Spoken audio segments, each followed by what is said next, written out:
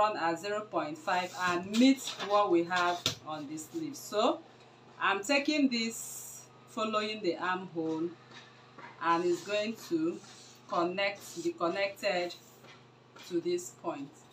So what I actually mean is that my lace yoke will be what I have all over. In fact, it's going to serve as a base, and my Ankara yoke, that is if you wish to place an Ankara, this is Ankara. But if you don't wish, you can have it all yoke and then sew your pleats on top of it. From here you can sew your pleats, and from 0.5 you can sew your sleeve as well. I believe you understand. So you can place Ankara on top and sew your ruffles on top of it for stability. If you wish, you can do all yoke and still sew your ruffles and your sleeves. So when you start to draft and cut, you will choose which one best serves you. So the neckline is actually a turtle neckline, as you can see. So we are maintaining a natural neckline, but all I can do is to come down a little bit from my natural neckline. Your natural neckline will be determined by using your bust circumference divided by 12. You put it on the depth and on the width. Okay, so but if you just want a little, not to choke you, just come down by 0.5. From your natural neckline, just take 0.5, 0.5.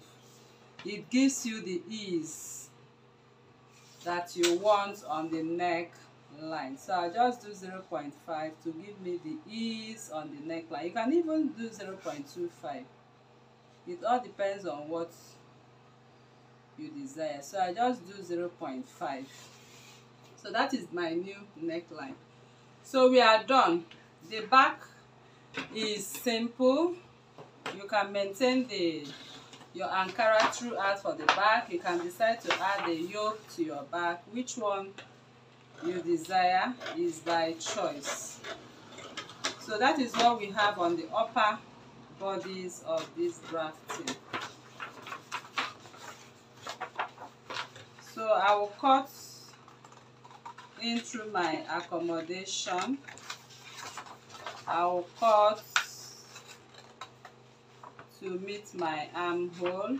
This is my armhole.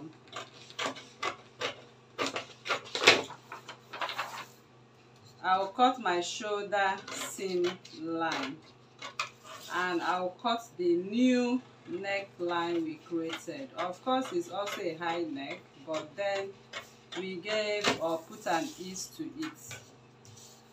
I'm going to cut what I have on my center front line,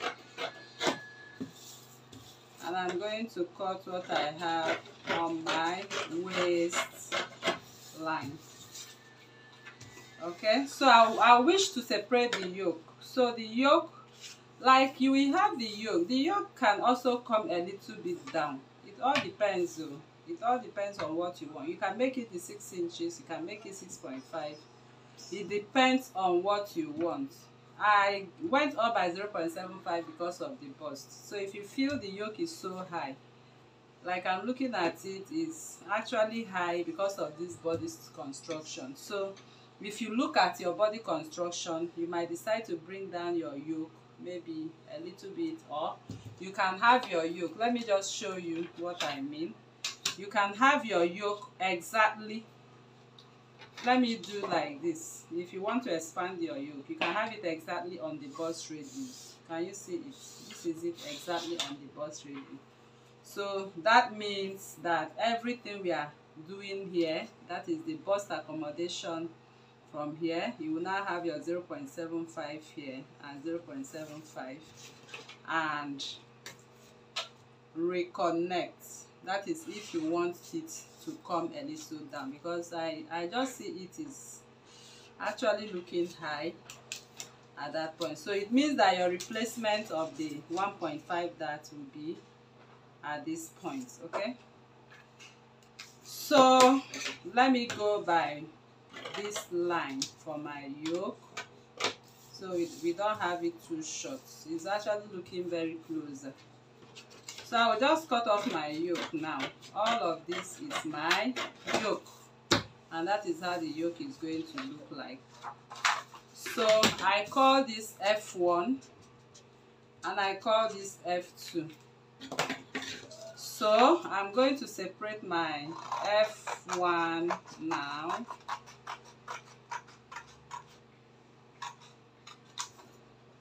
And I'll separate my F2 as well.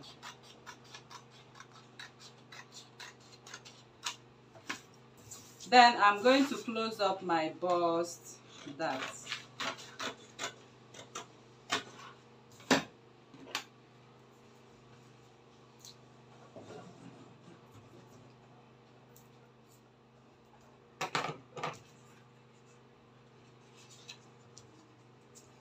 So I close up my bust dart.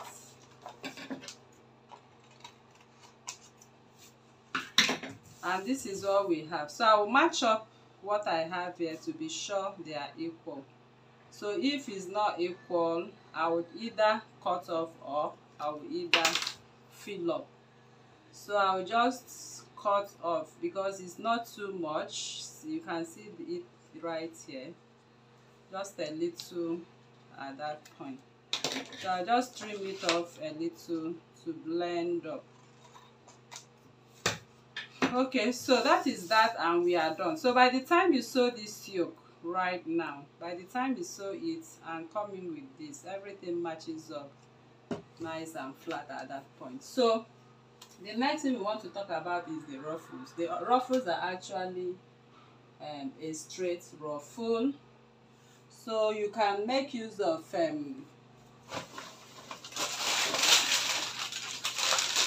want to make use of this brown pattern paper to demonstrate the ruffles for you. So the ruffles are made up of the same lace fabric. So if this is my lace fabric, you can see I'm cutting my lace fabric or whatever fabric or tulle fabric you want to make use of. So if it is lace, it means you are going to trim, you know, the selvage. Okay, you just trim the selvage so it looks beautiful, and your lace should be at 1.5, okay, to give you that look. But if you are making use of a tulle, it means it will be at 3 inches. So when you fold it like this, if it is a tulle, when you fold it like this, okay, and gather or pleats, okay, so what I see there is pleats actually, okay, is pleating.